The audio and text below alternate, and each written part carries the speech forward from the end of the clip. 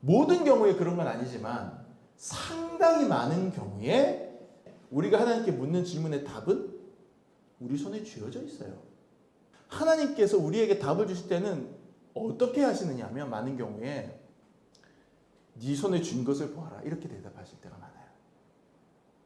우리가 전혀 몰랐던 것을 새롭게 알게 하시고 깨닫게 하시는 것보다는 이미 내 마음에, 내 무의식 속에, 내 잠재의식 속에, 내 기억 속에, 내 양심이 알고 있는 건데 그것을 내가 애써 무시했던 것들에 대해서 하나님께서 깨닫게 해주시는 형태로 우리에게 답을 주시는 경우가 굉장히 많습니다. 이것을 기도를 해본 사람이라면 누구나 공감할 거예요.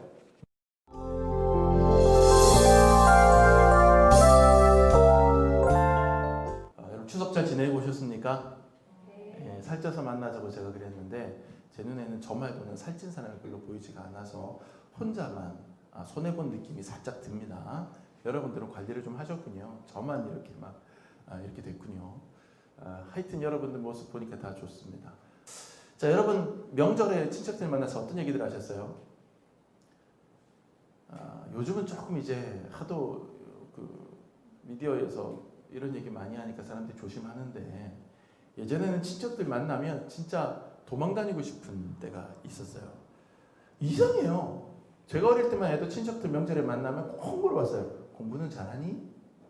거기까지는 내가 이해를 해. 몇 등이나 하니? 이렇게 물어봐요. 여러분 안 저만 그랬나요? 옛날에 진짜 그랬어요. 너 몇 등이나 해? 이렇게 물어봐요. 와, 얼마나 당황스러운지요. 제가 당당하게 얘기할 수 있는 성적 같으면 얘기하겠는데 막 이게 참 난감하게 그지없습니다. 명절에 서로 물어보면 안 되는 질문 목록들 정리해서 인터넷에 돌아다니는 세상입니다. 보신 적 있으십니까? 명절에 요즘은 물어보면 신뢰가 되는 질문들이 있어요. 예전에는 툭툭 물어봤는데 요즘은 그거 물어보면은 스트레스 받는다고 안 물어봤으면 좋겠다 이런 질문들이 있어요. 예를 들면 결혼은 너는 언제 할 거니?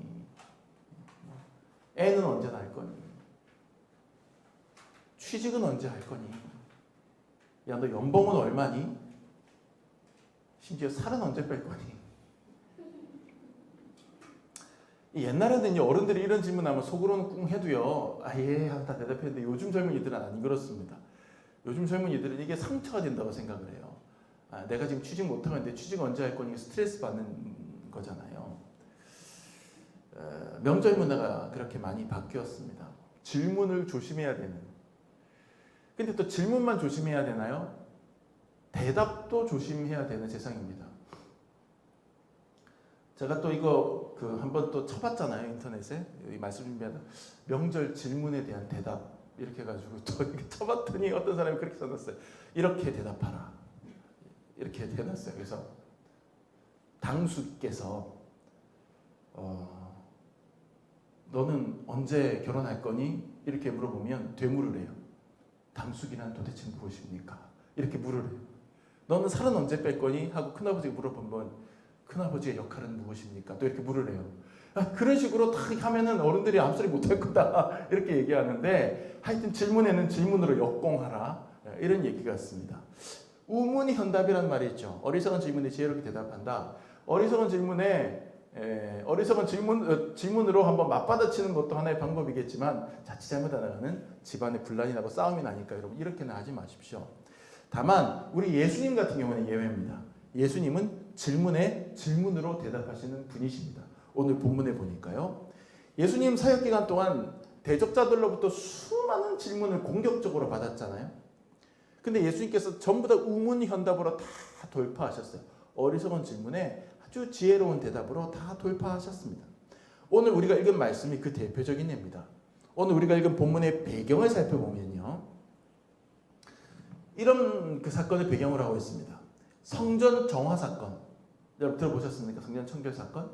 예수님께서 성전에 들어가셨을 때 그 유대 종교 당국자들과 카르텔이 형성되어 있는 은밀한 카르텔이 형성되어 있는 장사치들이 환전상들이 그 성전을 다 자리 차지하고 앉아서 제사 드리러 오는 모든 백성들에게 비싼 수수료를 받고 돈을 바꿔주고 재물은 여기 성전에서 파는 것만 받으신다는 말도 안 되는 이상한 논리를 내세워서 비둘기며 염소며 양이며 이런 거 팔아가지고 이득을 챙기고 이런 모습을 보신 예수님께서 노끈으로 채찍을 만들어서 휘두르시고 상을 둘러 엎으시면서 그 장사치들을 다 내쫓으시는 아주 레디컬하고 과격한 모습을 예수님이 보여주시죠. 그러면서 이 집은 만민이 기도하는 집이다. 이 집으로 강도의 불효를 만들지 말라. 그러시면서 예수님께서 유대 종교 지도자들을 아주 호되게 혼을 내시고 성전을 싹 뒤엎으시는 거예요. 그리고 얼마 뒤에 바로 직후에 예수님은 자기가 그렇게 다 뒤집어 놓은 성전에 예수님이 들어가셔서 말씀을 전하고 가르치고 계시는 상황입니다. 이 장면을 본 유대 종교 지도자들의 마음이 어떻겠어요? 그들의 속이 어떻겠습니까? 뒤집어지는 거죠. 열이 받는 거죠.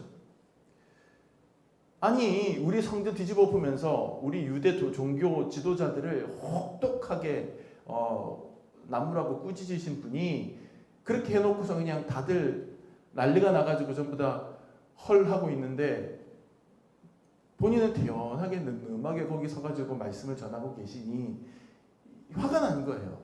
열이 받은 거예요. 그러니까 이들이 예수님을 그냥 물리적으로 제압하기는 아직까지 좀 그렇고 뭔가 좀 논리적으로 제압해서 예수님의 힘을 좀 빼보자. 사람들의 신망을 좀 덜어보자. 이런 생각으로 아주 공격적인 질문 하나를 날카롭게 준비하고는 예수님께 다가가서 공격적으로 칼을 찌르듯이 질문을 던지는 겁니다. 적어도 자신들 생각으로는 저 양반이 도저히 빠져나갈 수 없는 외통수 질문이야 라는 확신을 가지고 던진 질문이었을 겁니다. 그게 뭐냐면 23절 한번 보시죠. 23절 말씀. 예수께서 성전에 들어가 가르치실새 대제사장들과 백성의 장로들이 나와 이르되 네가 무슨 권위로 이런 일을 하느냐? 또 누가 이 권위를 주었느냐? 얼핏 보면 그냥 따지는 말 같습니다. 야, 누가 너더러 이 성전에서 설교하래? 그렇게 따지는 말처럼 보입니다. 그런데 이 말씀을 잘 살펴보면요, 잘 숙고해 보면요, 이 질문은 예수님을 공경에 빠뜨리는 질문이에요. 권위에 대한 문제잖아요. 권위. 이 권위를 누가 너에게 주었느냐? 도대체 너는 누구에게 권위를 받았기 때문에 성전을 뒤집어 엎었느냐? 또 너는 도대체 무슨 권위로 이 성전에 서서 다른 데도 아니고 길거리도 아니고 이 하나님의 성전에 서서 말씀을 선포하고 있는 것이냐? 누구의 권위를 힘입어서 하고 있는 것이냐? 누가 이 권위를 주었느냐? 적어도 우리는 너에게 이렇게 하라고 시킨 적 없다. 이 성전을 이끌고 있는 우리 유대 종교 당국자들은 너에게 이것을 허락한 적이 없다. 그렇다면 너는 도대체 누구의 권위로 이 짓을 하는 것이냐? 이렇게 물어본 거예요. 자, 이 질문이 왜 곤란한 질문이냐면, 왜 외통수 질문이냐면, 만약에 예수님께서 하나님이 나에게 주신 권위로 일을 한다라고 대답하시면 그들은 예수님을 아마 신성모독죄로 몰았을 겁니다. 네가 감히 우리 유대 종교 당국자들이 이렇게 다 시퍼렇게 있는데 우리를 스킵하고 감히 직통으로 내가 하나님의 음성을 들었어, 내가 하나님의 대리자 이렇게 하는 거야, 너 신성모독이야 하고 몰아서 예수님을 벌하셨을 거예요. 벌할 수 있었을 거예요. 만약에 또 예수님께서 그 반대로 나는 나 자신의 권위로 이런 일을 한다라고 대답하셨다면 이건 더 말이 안 되는 거예요.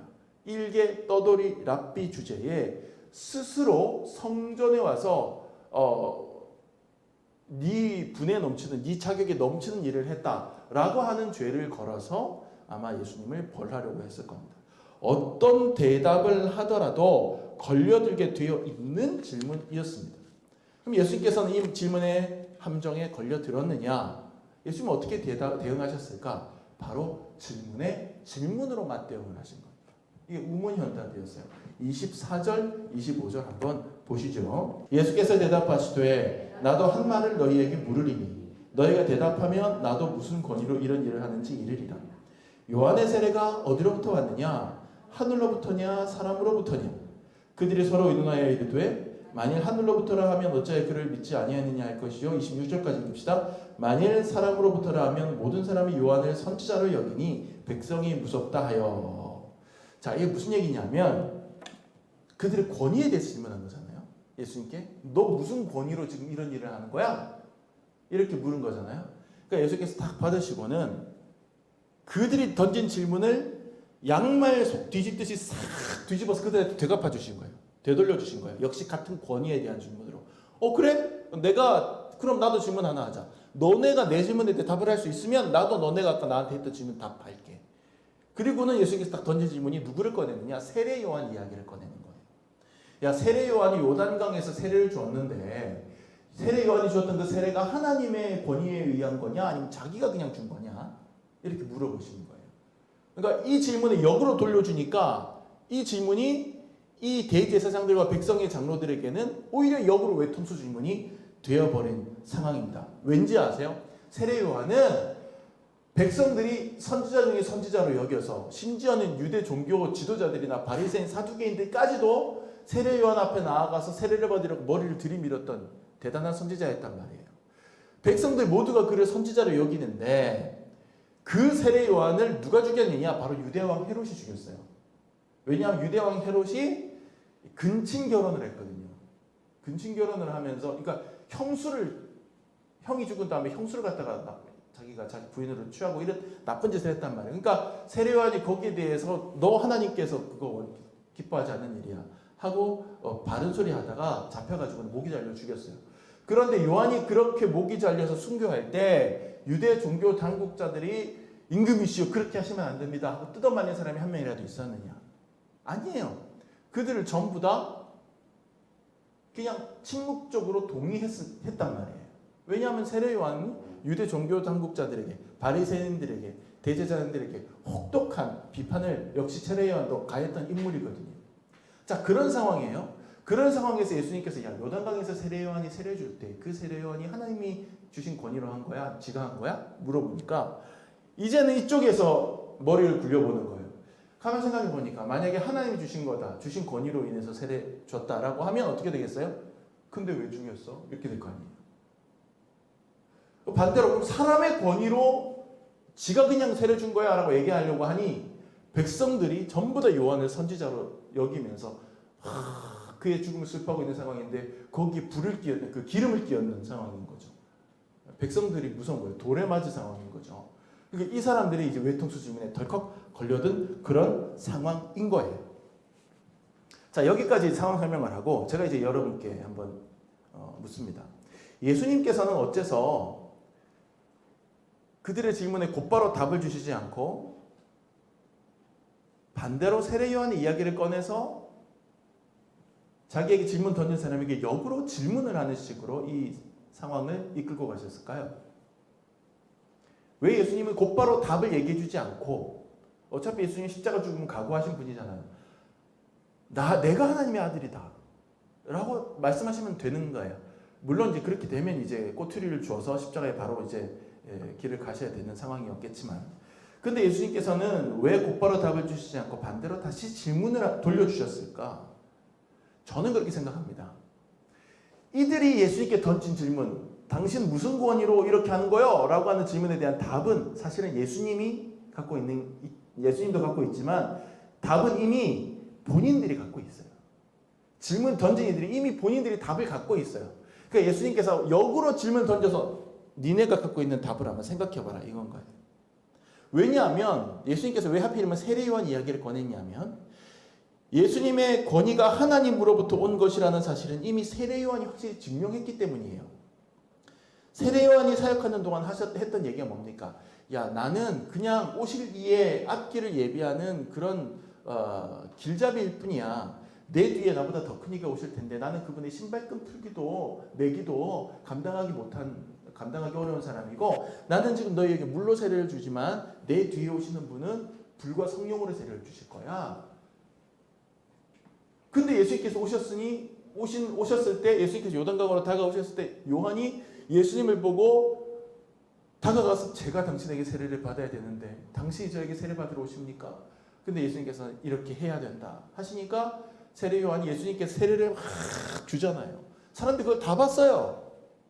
그리고 예수님께서 세례 받는 그 순간에 하늘 문이 열리고 성령이 비둘기같이 내리면서 하늘에서 음성이 들리잖아요. 이는 내 사랑하는 아들이요 내 기뻐하는 자라.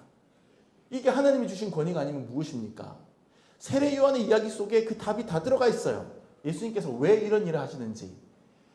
예수님께서 세례 요한의 이야기를 딱 꺼내는 이유는 되돌려 주시는 이유는 너네 알고 있잖아. 솔직히 너네 알고 있잖아. 이 질문 너네가 나한테 줬던 질문에 대해서 니네가 답을 분명히 알고 있잖아. 이렇게 얘기해 주는 거예요.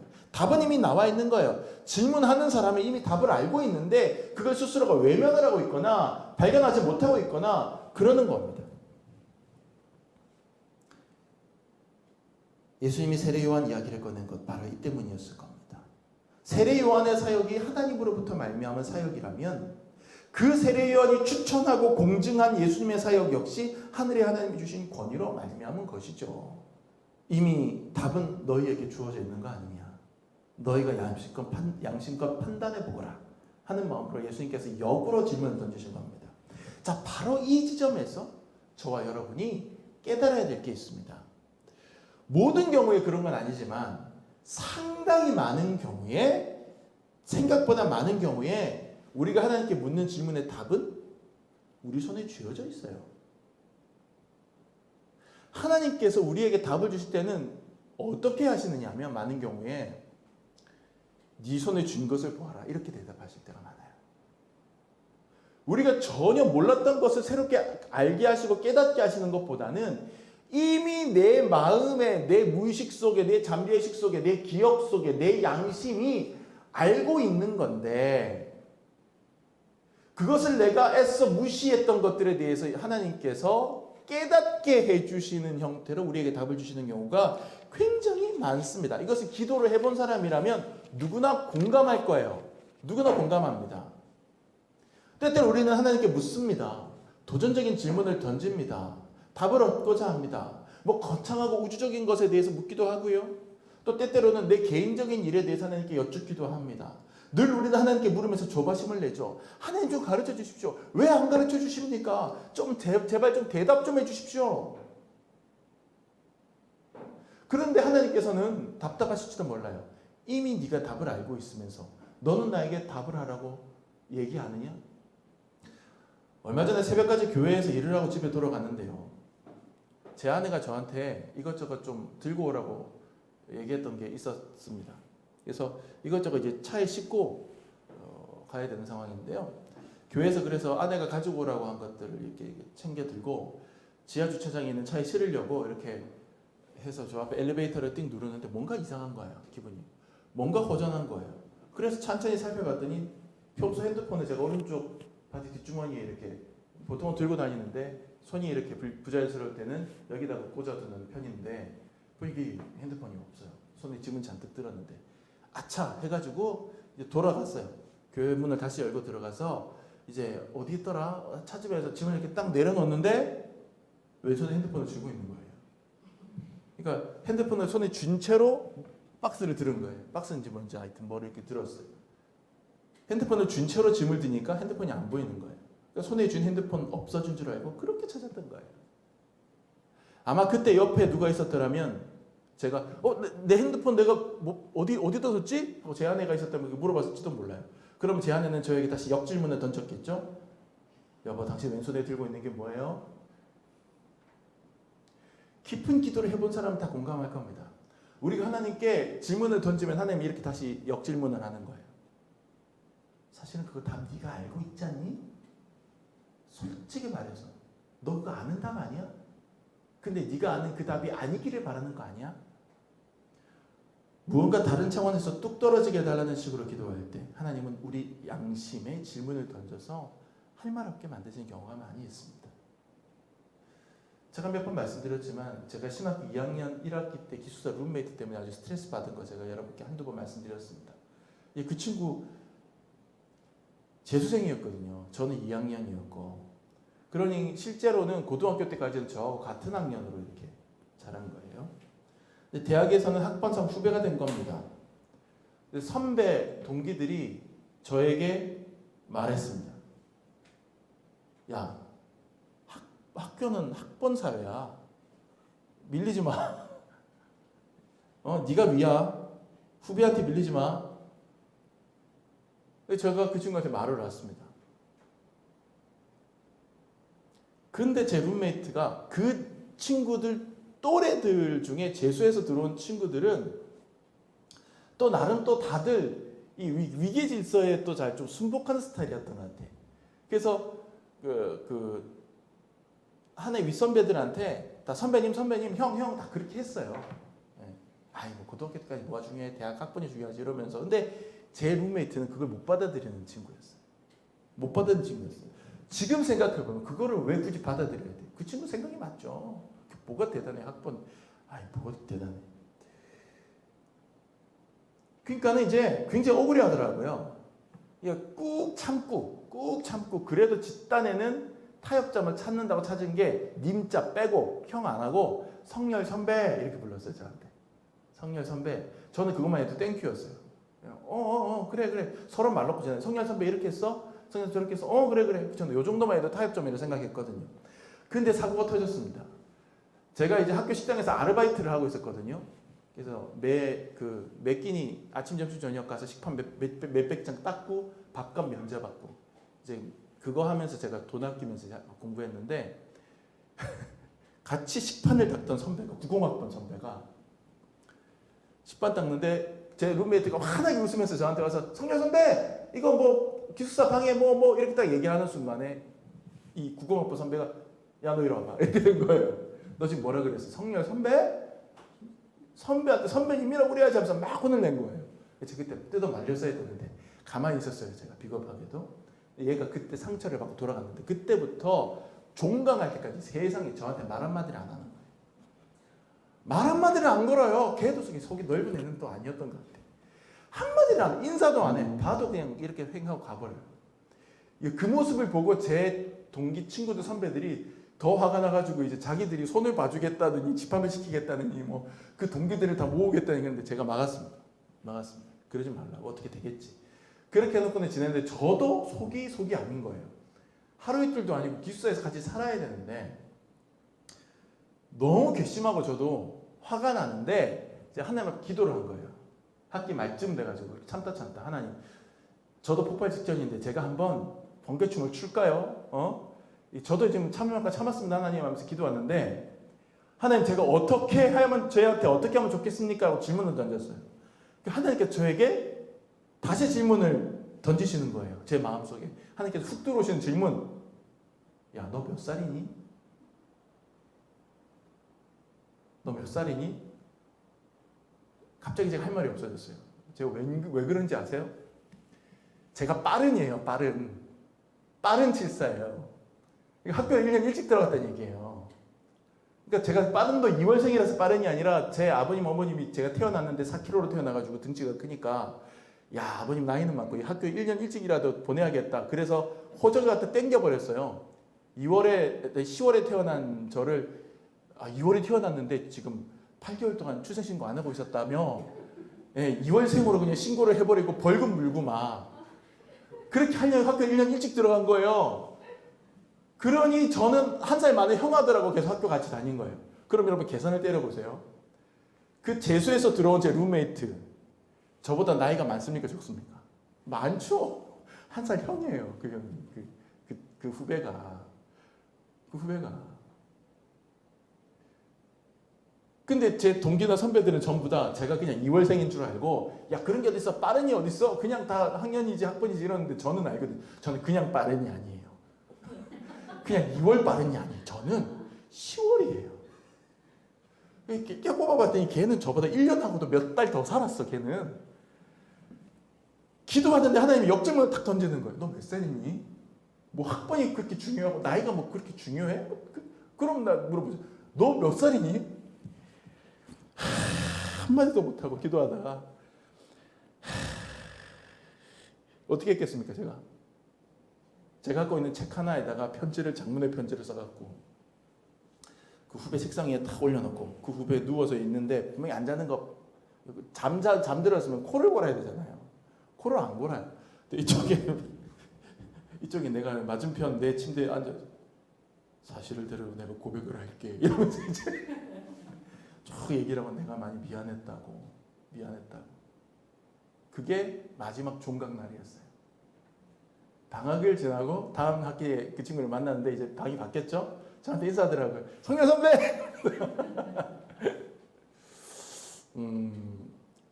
이런 경우가 왕왕 있습니다. 우리는 내 입장만 생각하면서 막 분노에 차기도 하고 막 생각을 하고 이렇게 하는데 기도해보면 하나님께서 내가 놓치고 있었던 부분이나 내가 애써 외면하고 있었던 그 지점을 팍 때리세요. 역질문으로 들어오는 거예요. 역질문을. 여러분, 하나님께서는 이미 우리에게 답을 주셨을지도 모릅니다. 그런 측면에서 이들의 답은 명백한 오답입니다. 왜냐하면 자기 양심이 말하는 소리에 귀를 닫고 현실의 유불리만 따지는 격이기 때문에 그래요. 때로 진실이 내게 불리할 때도 있죠. 그럴 때 우리는 우리의 불리함을 감수하고 진실을 말할 수 있습니까? 이들은 특히 종교 지도자들이었잖아요. 신앙적인 양심의 소리에 귀를 닫고 일신의 유불리에 초점을 맞춘 타락한 종교인들이었죠. 하나님은 우리가 말씀에 합당하냐 합당하지 않느냐를 삶의 기준으로 삼기를 원하십니다. 하나님은 우리가 신앙의 양심에 따라 살기를 원하십니다. 근데 우리는 어떻게 살아갑니까? 어떻게 하는 것이 나에게 유리하냐 불리하냐를 따라서 살아갑니다. 이게 문제입니다. 그래서 거짓인 줄 알면서도 진실을 외면하고 불의인 줄 알면서도 행하는 겁니다. 이들이 정말 종교 지도자라면 세례 요한의 권위에 대해서 자기 신앙의 양심을 걸고 제대로 연구하고 고민하고 거기에 맞는 대답을 했어야 해요. 하지만 이들의 관심은 그것보다 오로지 내가 곤란해질까 곤란해지지 않을까 그거에 있었다는 거죠.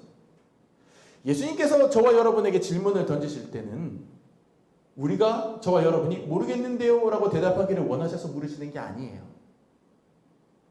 하나님의 말씀과 신앙의 양심에 비추어서 답을 찾아내려는 몸부림 자체를 원하시는 거예요. 설령 그 답을 찾아내지 못할지라도 정직하게 한번 몸부림 쳐봐라. 지금 여러분의 삶에 어떤 질문이 주어졌을지 몰라요. 내가 풀어야 될, 내가 하나님께 묻고 싶은 어떤 질문 같은 숙제가 여러분에게 있을지도 몰라요. 그래서 그 질문에 대한 답을 찾기 위해서 고민 중이실지도 몰라요. 만약 그렇다면 여러분은 여러분의 유불리와 여러분 개인적인 기호에 따라서 답을 찾으려고 노력할 게 아니라 하나님의 말씀과 하나님의 뜻과 성령님이 주시는 우리 신앙의 양심에 공명하는 그런 답을 찾으려고 노력을 하셔야 됩니다. 그럴 때 우리는 위대한 하나님의 사람이 될 수 있고 착하고 충성된 종이라고 칭찬받을 수 있습니다. 우리 학생들은 오답노트라는 게 있죠. 오답노트 뭡니까? 틀린 문제만 싹 정리하는 거. 내가 오답을 썼던 틀린 문제만 따라 모아서 다시 복습함으로써 다음에 같은 문제가 나오거나 같은 유형의 문제가 나왔을 때 틀리지 않게 하려는 공부 아이템입니다. 우리 학생들 오답노트 다들 갖고 있어요? 만들고 있어요? 네. 좀 만드시는 게 여러모로 유리할 겁니다. 같은 실수 반복 안 합니다. 여러분, 신앙인으로서 우리도 역시 오답노트를 만들 필요가 있습니다. 우리가 하나님께 올리는 여러 질문들 이상으로 하나님께서 우리 신앙의 양심에 던지시는 많은 질문들이 있어요. 그 질문들에 대해서 우리가 얼마나 제대로 대답해 왔느냐, 얼마나 삶으로 마음으로 정직하게 바르게 대답해 왔느냐, 혹시 내 스스로가 외면하고 엉뚱하게 덮어버리고 살았던 그런 질문들은 없는가? 오답노트를 쓰는 학생들처럼 때때로 우리가 하나님의 질문에 틀린 답을 말했더라도 기도하면서 말씀 보면서 거듭 고치고 성찰하여서 점점 하나님 뜻에 맞춰가는 삶을 살아야 합니다. 그래서 우리가 점점 하나님의 질문에 오답을 말하는 비율을 줄여나가야 됩니다. 하나님은 우리에게 질문하시는 하나님입니다. 근데 그 질문 우리를 골탕 먹이려고 하는 게 아니라 우리가 스스로 답을 찾게 하기 위한 질문입니다. 하나님이 던지시는 그 질문 앞에 바른 답을 찾으려고 노력하면서 점점 더 성장하고 성숙하는 그리스도인이 되는 저와 여러분 되시기를 예수님의 이름으로 축원합니다. 기도합시다.